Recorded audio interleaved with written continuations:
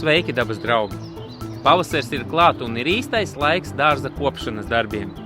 Šodien es jums pastāstīšu par dārznīcas māja mēneša augu – rododendru. Rododendri ir populāri, pateicoties sugu un šķirņu lielajai daudzveidībai. Un tas paver plašas iespējas ainavu arhitektiem, daļdārzniekiem un visiem pārējiem dārzu mīļotājiem parku apstādījumu un daļdārzu projektēšanā, kā arī ierīkošanā. Rododendri ir ļoti atšķirīgi. Auguma ziņā tiem var būt ložņējošs stumbrs, kas veido blīvas paklāja veida audzes 10–20 cm augstumā, bet visbiežāk sastopami 1 līdz 3 metru augstu krūmi. Tomēr mēdz būt pat 10 metrus augsti rododendru koki. Skatoties pēc lapām, rododendri iedalās mūžzaļojos vai vasarzaļojos rododendros. Vairākām vasarzaļo rododendru sugām lapas rudenī krāsojas sarkanā, purpursarkanā, dzeltenā vai pat oranžā krāsā. Rododendriem raksturīga arī liela lapu izmēra dažādība. Arī rododendra ziedēšanas laiks ir visai atšķirīgs. Agri ziedošās šķirnes Latvijā var sākt ziedēt jau aprīlī, bet vēlākās zied līdz pat jūlija vidū. Ziedu izmērs, forma un krāsa ir ļoti dažādi. Grūti iedomāties tādu krāsas toni, ko nevarētu atrast rododendru ziedos. Pastāv mīts, ka rododendri ir smaga, nepateicīga kultūra. Tomēr, ievērojot galvenos audzēšanas baušļus, nekādas galvas sāpes šis augs nesagādās. Kā jau jebkuram augam, arī rododendram pilnvērtīgai augšanai ir svarīga vietas izvēle. Mūžzaļajiem rododendriem tā būtu viegla, pusēna, savukārt vasarzaļajiem ieteicama gaiša, saulaina vieta. Augsnei, kurā aug rododendri, jābūt skābai, pH no 4,5 līdz 5,5, bagātai ar trūduvielām, kā arī ūdens un gaisa caurlaidīgai. Kaut arī rododendriem ir nepieciešams liels augsnes un gaisa mitrums, tie necieš pārlieku slapjumu.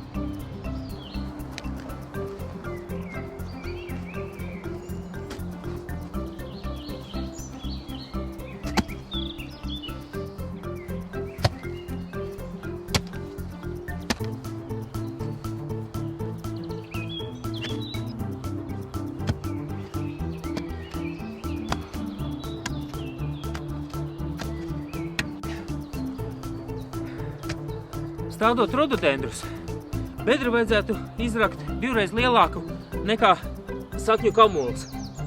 Šādā gadījumā, kad sakņu kamols ļoti liels, noteikti ņemiet to aiz saknēm un neņemiet aiz stumbra, savādāk jūs varat aizlaust kādus zarus un tur var ieviesties infekcija, attiecīgi augs var aiziet arī bojā.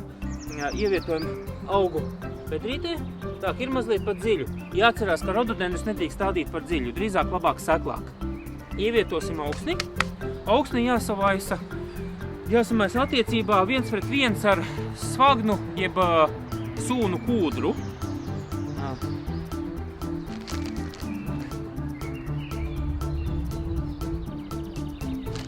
Rūpīgi samaisam.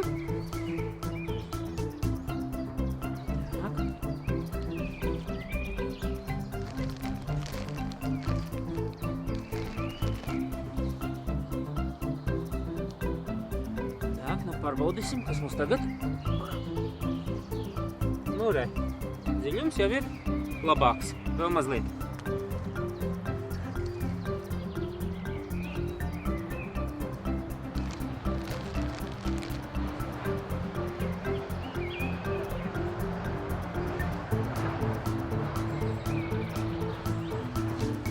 Jauki.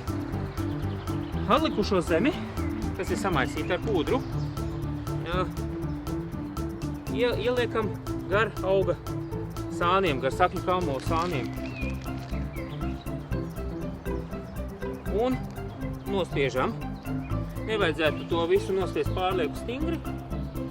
Tā, vieglām.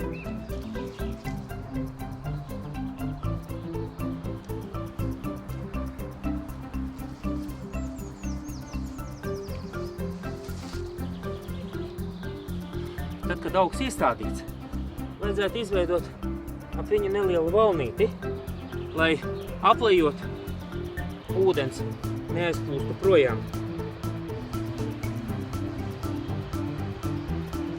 Jo rododendram vissvarīgākais viens no svarīgākajiem ir tieši mitrums.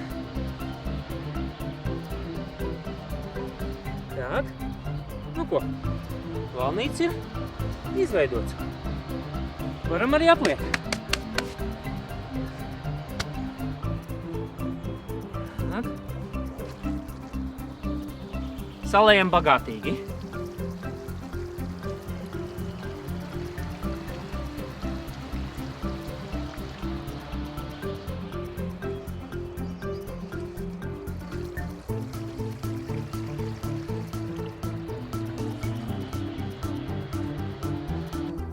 Lai rododendri ik gadus bagātīgi ziedētiem dod papildu mēslojumu. Parasti 2 reizes gadā, agri pavasarī laikā, kad kūs sniegs un vasarā ziedēšanas beigās. Tas veicina jauno dzinumu spēcīgu augšanu uz ziedpumpuru attīstību. Vislabāk izmantot speciālos rododendru mēslošanas līdzekļus, kas nopērkam dārzkopības preču veikalos. Tomēr, mēslojot, noteikti jāievēro uz iesaņojumu norādītās izsejas normas, jo rododendru pārmēslošana nereti ir bīstamāka par nepietiekamu mēslošanu. Pēc iestādīšanas rododendrus ieteicams nomūčēt. Ieteicamais mūčas slāņa biezums ir ap 5 centimetriem. Mūčēt var arī ar ošu diskabāžu nozolu lapām.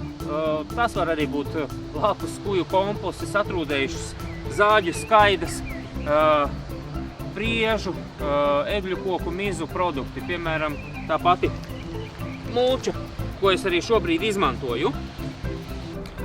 Pēc rododendru noziedēšanas jāizlauž noziedējušās ziedkopas. Ja to neizdara, augi, veidojot sēklas, patērē daudz barības vielu, un tas samazina auga ziedēšanu nākamajā gadā. Sekojiet auga veselībai. Saulēcīgi jāapkaro slimības un kaitēkļi. Tas jādara tiklīdz tiek pamanīti pirmie saslimšanas simptomi vai parādās kaitēkļi. Ja jums ir šaubas, kas tieši ir apsēdis jūsu augu, noteikti konsultēties pie speciālistiem.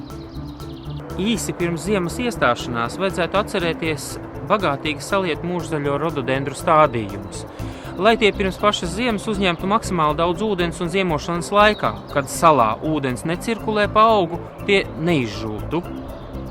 Tas šoreiz arī viss īsumā par rododendru stādīšanu, audzēšanu un kopšanu. Veiksmi darbā, lai jūsu dārzs plaukst un zaļo!